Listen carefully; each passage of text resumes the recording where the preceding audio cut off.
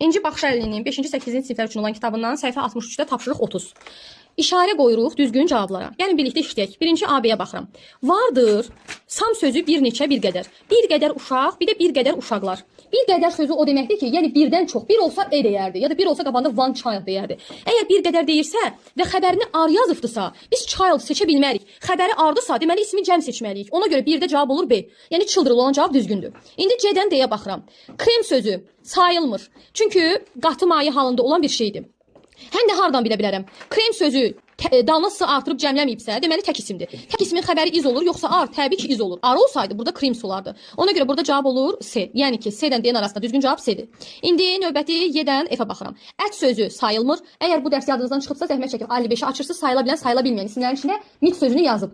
Ət sözü sayıla bilmir. Sayıla bilməyən ismin qarşısında E artiklı işlənə bilməz. Ona görə burada cavab olur Y variantı düzgündür. Vardır bir qədər ət. Heç Azərbaycan dilində biz deyə bilirik ki, vardır bir ət. Mağaza gif deyə bilirik, orada ma bir ət verir. Yox deyə bilmirik. Deyirik 1 kilo, 2 kilo, 3 kilo və s.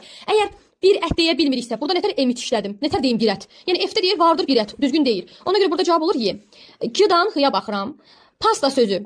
Pasta sözü xamır məhsulları deməkdir. Tox demək deyil. Yəni verməşil, makaron, xamır yeməkləri ümumi məna daşıyır. Əgər sayıla bilin isim olsaydı, pasta sözünü cəmdə yazardı, pastas eləyərdi. Deməli təkdə olandır və sayıla bilmir. Sayıla bilməyəndə də biz xəbəri iz götürməliyik. Ar ola bilməz. Əgər ar olsa burada yazılmalıydı pastas. Burada da cavab olur ki, növbətlərə baxıram. Kartoşka sözü sayılır. Potatoes. Potatosdan iz olar, yoxsa ar? Təbii ki ar olar. Kartoflardan ar olur. İz olmur. Q-dan L-ya baxıram. Kofe sözü maye halındadır. Maye halında olanlar sayılmır. Sayıla bilməyəndən iz işlədək, ar, təbii ki iz işlədək, çünki saya bilmirik. M-dan N-ya baxıram.